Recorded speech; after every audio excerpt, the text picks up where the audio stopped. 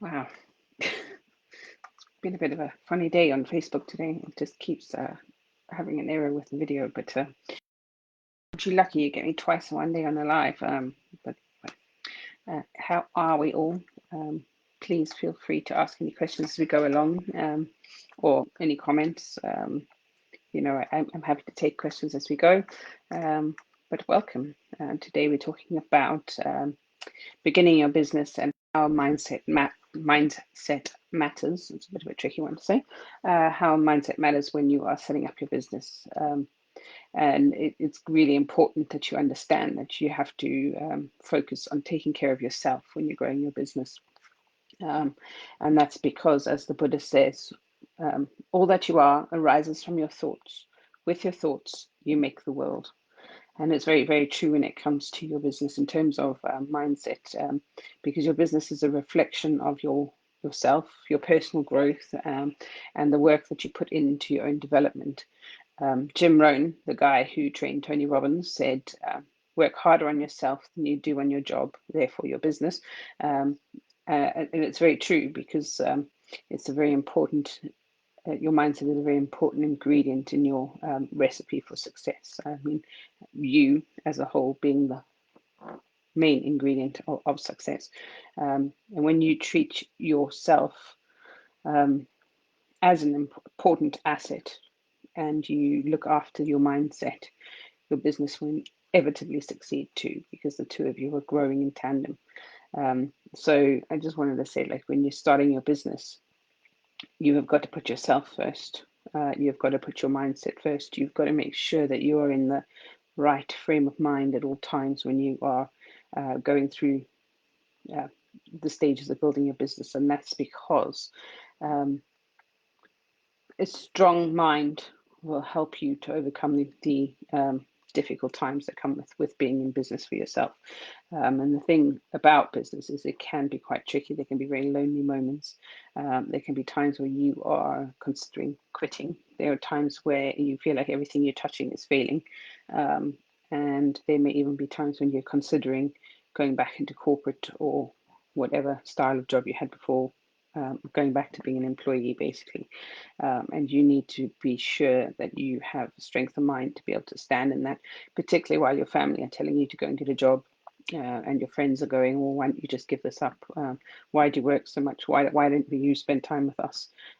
Why are you always busy? You need to have the strength within yourself to be able to stand up and remember why you're doing the things that you were doing for the business that you were building.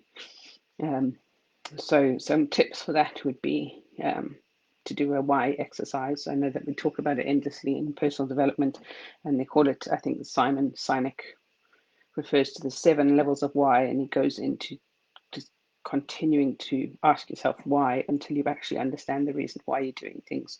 So he says, for example, when people say, I'm doing this for my children, it's not deep enough. So what they're saying is that you need to look into what is it you're trying to provide for your children? Are you trying to provide the time freedom so that you can pick them up from school, or you can take them on holiday at a different time of the year to everybody else? Are you doing this so that you can pay for their education down the line? Are you doing this to create the freedom within your own family and within your own life? So it's getting to the real base of why you are doing things, to remember why you're here building your business, uh, and why it is that you wanted to succeed. So when you're getting stuck in the depths of despair, as we like to call them, um, one of the greatest ways to overcome that is to move your body. So whether that's to get up and dance, I know it sounds really ridiculous, but I like to do that, have a dance party for one, or you could go to the gym, or you could go for a walk,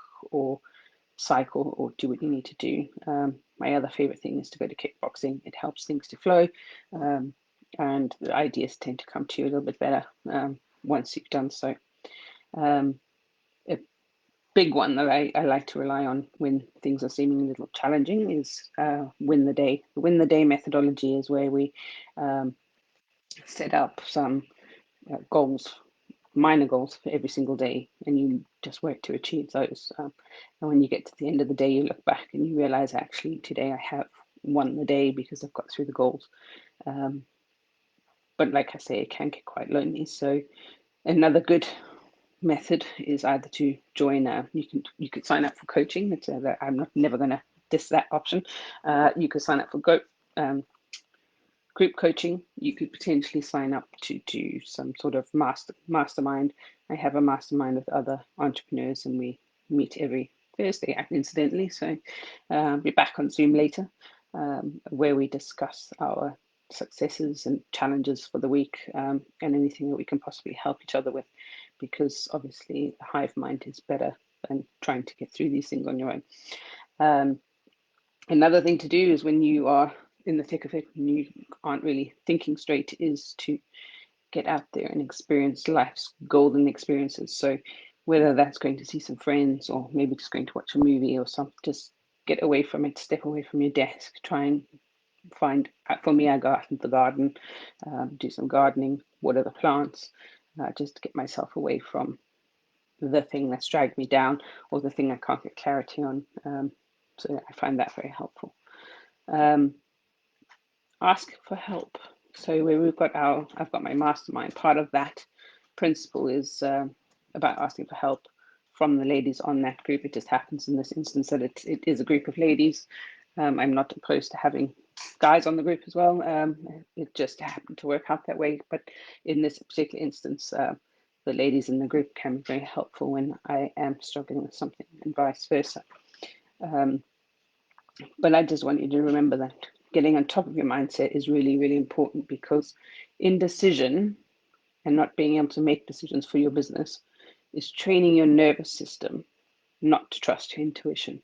And as an entrepreneur, you need to rely on your intuition more than anything, because it's that gut feeling that'll tell you when you're getting advice from a business mentor or another guru or whoever, whether or not that is some advice you need to be taking. So somebody could tell you, for example, step by step how to do SEO, which is one thing. It's another thing entirely when they tell you that you're doing it wrong and you should do it their way, because sometimes it's just not the right thing. The way somebody else runs their business isn't necessarily right for you, because you are not them. So that again is where mindset comes in, and it's helping you to build the confidence to trust your own gut and go with what you know is right for you and for your business. So I think